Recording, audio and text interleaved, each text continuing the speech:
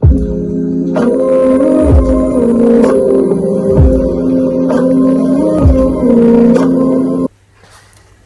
welcome to Let Them Know. My name is Daniel Benjamin. I will be your host for today. And these are my parents, so I'll let them introduce themselves. Thank you, Daniel. So Rose is my name. I'm usually the host for this program, but because today we're being interviewed, we have the privilege of Daniel being the host. Rose Nafula, I originally come from Kenya. To be precise, Bungoma, that's where I was born. I went to school, Nzoia RC Primary School. Then I went to Kamsinga High School. I went to Misihu Mission Hospital to do my auxiliary nursing. Then I went to train as a nurse at the Nairobi Hospital.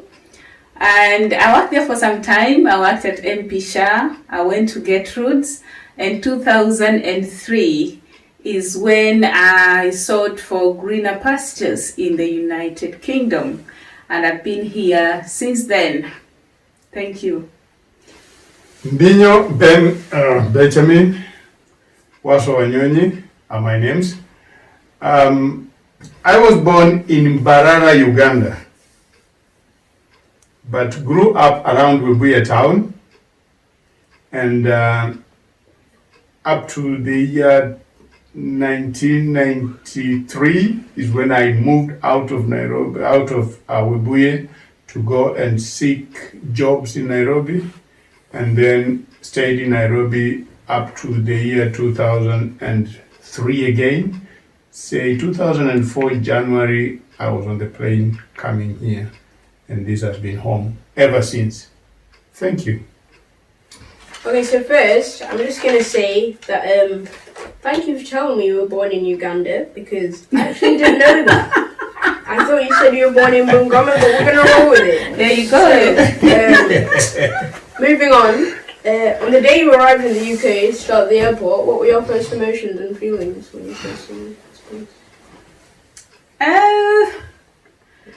I think for me, it wasn't so much of a shock. It was snowing at this time, but I'd been here for 1 year, so I was sort of used to the environment. But the shock of our life was that when we arrived at the airport, of course, we have checked out and we need the fare to go to Barnsley. That's where I had got a house for my family. By this time, we have 2 small children, our 9-year-old and our 7-year-old. They were very excited. But when I went on the ATM, I found I only had £57, which I left on the account when I was going home. So I rang my place of work to find out why I hadn't been paid the 2 weeks prior to my going. And everybody who picked the phone kept saying, "Oh, I'll get someone for you, I'll get someone for you." And I thought something wasn't right. Anyway, eventually my fears were confirmed. I had lost my job on the day I left to go home to bring my family. And with that kind of shock, luckily enough, the £57 was enough to take us from Sheffield to Barnsley. And straight away we went to Barnsley bus station. We left our children with the luggage, went into Barclays Bank, thank God for them. And we managed to get a loan of 1,000 to start us off. Remember, this time the landlord had kept calling. Soon as I arrived at the airport, he said our rent was overdue. So by the time we arrived at the house, the landlord, Alan I think was his name, he was waiting for the money. We paid him, explained the situation. Of course, the letter was in the house, just under the door. So we read through it and we realized our plight anyway. And so that was quite emotional for us. You arrive with your family, you have no job, and here you are. You have to carry on with life. And so we called a friend of ours who was in Leeds, a Kenyan family. And the husband said he was going to discuss with the wife to see if they can give us accommodation. And we are still waiting since 2003. But there's a lady I had worked for called Marlene Chambers. She was in Leeds in Chapel Town. think that's where she's still at the moment. She had an agency called Hope Recruitment, and she invited us to one of her many rental houses which had students, and we stayed in her attic for 2 weeks before we found where to go. And that's how our life started. So yeah, that's it with me. So Dad, tell us about your first job in the UK. Of course, you arrived after Mum. My first job, as Mom has just said, we had to make a move from Barnsley to Leeds. And one of the reasons we made that move, that was kind of a tactical move. We looked around Barnsley. It's a small town. It's a town which is very closed in, and we thought it's fine if you have a job here, but if we are looking for jobs, we are better off in a cosmopolitan place. And that's how we decided to go back to Leeds. We got into Leeds. I will talk about 2 jobs at once, because the first thing we did was get this accommodation, which was just a free offer from a friend, as my wife has said, and then started looking through a newspaper, in fact a jobs paper called Jobs Today. It usually came out on Tuesdays. So we saw several jobs, and your mom applied by phone. She just rang up a nursing home in Harrogate, and they said, you can come over for an interview tomorrow. So on Tuesday, all of us got onto the bus and went to Barnsley. To Harrogate. And I think the lady was like so shocked to see all of us come through. And she said she had the situation and she just gave her the job straight away to start as soon as. And so she started the following day. And then that was Wednesday. On that Wednesday, now I'll talk about my job. I went into an agency, recruitment agency. It was called At Work, specialized in giving immigrants jobs. And they had a request for quite a few people to go into a new hotel. Joris Inn had just opened in Leeds. So, in fact, it hadn't opened, it was opening that week, and I was among the first people to go in as employees of this 4-star hotel. Right, so that became my first job, and I did that job for a good 3 months. I think we'll talk about the rest of it later on. Yeah. So, Mum, obviously when you came here you're an immigrant, so you didn't have citizenship. So when you were looking for a job you had to do adaptation. So can you explain what it is and how it was? Yeah, so for those of you who know about adaptation or placement for nurses who come from abroad, when you're trained abroad, those days you came to do adaptation first, which took around 3 to 6 months. So in this adaptation, really you are adapting to the environment, you are adapting to the language. Like the English people, when they are not feeling well, they say, I'm poorly. In Africa, when you're not feeling well, you say, I'm sick. In this country, when you say, I'm sick, it means you want to vomit. But in Africa, when you say, I want to vomit, you are throwing up.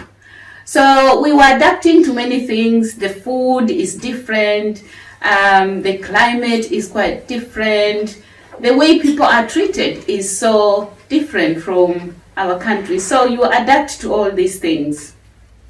And exactly that's what I did. So I came as a student through Sheffield via an agency, and Joyce Ikini was the nurse actually who accommodated us. And then we finished class and we chose where to go. You don't know where you are going, you just choose a name. So I chose Leeds as a famous name, and I ended up in a nursing home called Donistopol. It is a Jewish home, and that's where I did my adaptation up to November 2003. So I registered with the Nursing Council, Nursing and Midwifery Council, got my PIN, And then by this time, then you are regarded as a qualified nurse. And then you start looking for jobs. And my first job, as we mentioned, was in Barnsley, which I had lost, of course, when I went home to come with my family. And from there, then I went to Harrogate to work in another nursing home. So that was basically about my placement or adaptation.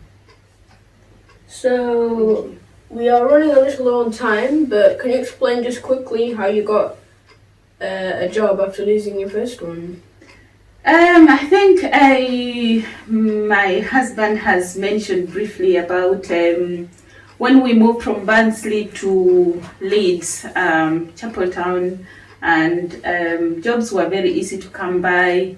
The jobs were plenty in Jobs Today. I called up and basically come the following day. There weren't so many procedures of, DBS, referencing, do this, do that. The process was quite straightforward. And I got my second job like that. Thank you, Daniel, for asking. No problem. Okay, well, thanks for that. I think we're going to wrap up the first part here. We'll take a break now, and when we come back, we'll talk further about professional journey. Thank you.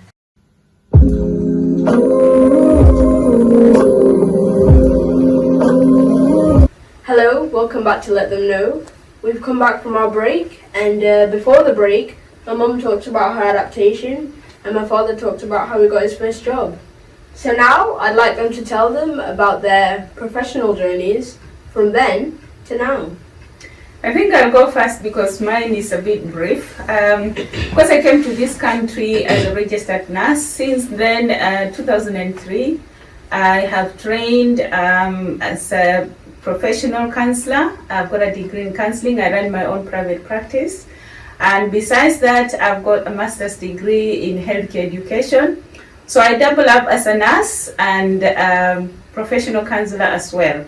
But I'll let my husband go and tell you about his jobs, his qualifications, and his awards. Thank you. As I was saying earlier on, when I arrived in this country, the first thing I realized is engineering that we did in Africa had no place in the UK or in the West generally. So I needed to rebrand myself. But before I come to the qualifications, let me start by saying I got a job with an organization called Rickson Kitchens, where my skills in TPM were very much needed. I started off as a manufacturing leader. That was June 2004, and come November or September of the same year, I joined Sheffield Hallam University to do a degree a master's degree in TQM and organizational excellence. So I stayed at this organization until 2010, and then I left to take up another position as Group Health and Safety Manager for eBuyer and Wren. They were setting up 2 new factories, 20 showrooms around the country. I did that job for 1 year. I moved on to be quality manager at Chemfix Products Limited in Dewsbury. I did that job for 2 years, and then there was an opportunity in the oil industry for a regional quality advisor for exploration services with a company called Baker Hughes, and this job was based in Nairobi. So I took up that opportunity to go and work in Nairobi, operating from Nairobi for East, West, and South African region, which was massive, and I traveled a lot in the area. And then at the end of 2015, the industry collapsed, so I had to come back to the UK and join SGS, and I stayed at SGS up to June of this year. And then I got a job with a Brown Foods company. This is an organization I've been talking to for a long time, since the time I left Baker. So the opportunity came up, I took it. It was GM starting off as head of operations, and I only did it for about 3 to 4 months, and then I came back. I came back at the beginning of this month, really, and I went back to SGS. That's where I am. So please, tell us about your qualifications. Right, I've already mentioned TQM. So in 2004 to 2007, I did the master's degree. And then for me to be able to move around these jobs, I had to rebrand myself, and I continued rebranding myself. So I got a qualification in health and safety. I got a qualification in environmental management. I got a qualification in business improvement management. I got a qualification in strategic management, and with all these qualifications, I've been able to move around jobs and take different roles in different organizations. And ISO. Oh, talking about ISO, I've got 3-4 qualifications in ISO in process auditing. Generally, I'm an ACA auditor, as they call it, which is the International Register of Certificated Auditors, in ISO 9001, ISO 14001, ISO 45001, which used to be 18001, and yeah. So all these numbers, ISO 40,000, what do they mean? They are international standards. When you say ISO, you mean the International Standards Organization. So these are the organizations that standardize the things that we use. Think of something as simple as the height of a switch on the wall. That is regulated. The height of a socket on the wall, it's regulated. Think of anything that people make. When you talk of a paper and say, this is an A5 paper, it's regulated. It's an A4 paper, this is an A1 paper, it's regulated. So whoever sets the standards of how things should be made and look like, now it goes from products to services, is the International Standards Organization. And those are the standards that I work with currently. So my work basically is to go into organizations and see that they are meeting those standards that have been set by the International Standards Organization. And I know you've had a few awards as well. You were once in a newspaper receiving some award, ROSPA. Brilliant, yeah. I've had my moments of glory, even though this work is very taxing, but I think it's 2010. 2010, I won an international gold award in health and safety management. The award was given to me by the Royal Society of Prevention of Accidents. That's what we call ROSPA. As you've just mentioned, it's the Royal Society for the Prevention of Accidents. I got that award because of brilliant safety management at Rickson Kitchens. Then in 2008, I also won another award for the best implementation company for Lean in Yorkshire and Humber. That was 2008. There was a lot of pamba for that as well. And then I also won another award. Again for the rollout of business improvement techniques. So I've won a few awards around, but that's just some of the things, the little glories that we've had at the workplace.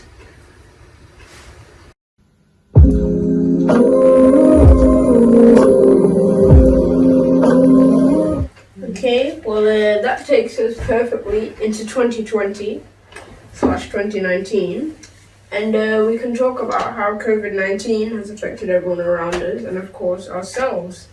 So, Mum, if you don't mind me asking, how has COVID affected you or us as a family? Right.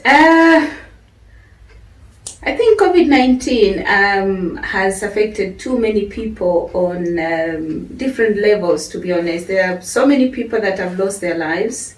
And being a black nurse, as statistics have shown actually that Black, Asian, minority ethnics are more disadvantaged than the white community.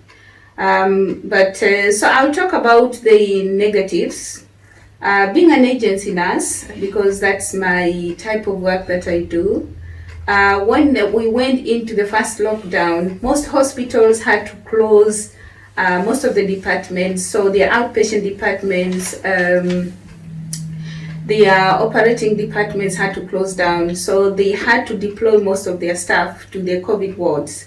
So most of us really didn't have jobs. We ended up getting a loan just to help with the bills for the next 2 months. I was affected personally with the COVID, although then they were not testing staff. I had a cough, I had a sore throat, I had postnasal drip, and my husband made lots of ginger and lemon drinks actually, and I was in bed for 3 weeks. Luckily, I got better and I went back to the ward. I haven't lost, by God's grace, anybody I know that is too close to me, but I've nursed patients that I have watched come in walking and going out dead. That has been quite unfortunate. On the positives, many people will agree that many families were locked down and we came together, so we had plenty of time really being together with my husband since he was working from home, and my son wasn't going to school, so we had a lot of time together as a family. And as you can now see, we are back again into the second lockdown, and we are losing people again. So that's how COVID-19 has affected me. I'm a counselor as well. As I told you, I had a private practice, which of course I'm not running anymore because I can't go to the ward, meet the patients, and then come and meet my clients, and most of them don't want to do online counseling. So that's how COVID-19 has affected me and my family in general. If I may just mention quickly what COVID has done to the kind of businesses that I work with.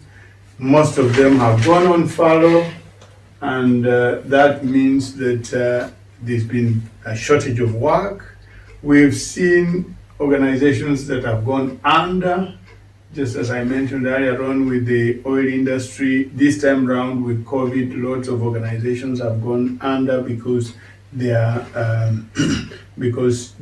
either their markets have closed or their business is not classed as essential, so they have been asked to close.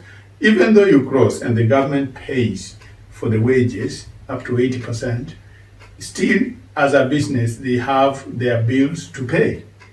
And that makes some businesses not be able to afford, because how do you then pay for the rent? How do you pay for heating bills? How do you pay for your electric bills? How do you pay for your gas? How do you pay for your security, surveillance? There's lots of things that have made organizations to go under. Luckily, my employer was in a better position. SGS has not been adversely affected, but they still have been affected, but not to the extent of being in a situation where where the organization goes under.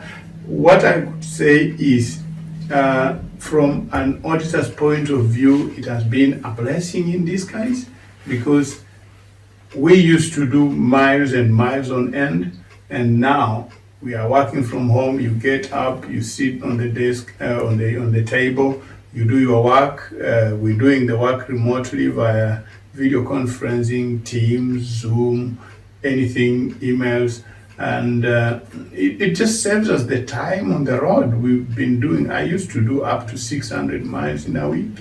I'm doing less, I'm doing no mileage now. And that is, I think, a benefit to an auditor from an auditor's point of view, yes.